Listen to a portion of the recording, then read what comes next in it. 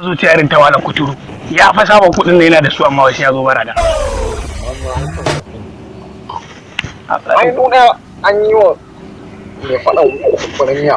A banza dai man kare. Afa ba za ka samu ba yau dai. Yau kai da arziki kun ya min riga. Wannan ya riga ya mamu ya rufa mana asiri. Wannan. Malam mama gurin kama a cikin ka. Malam.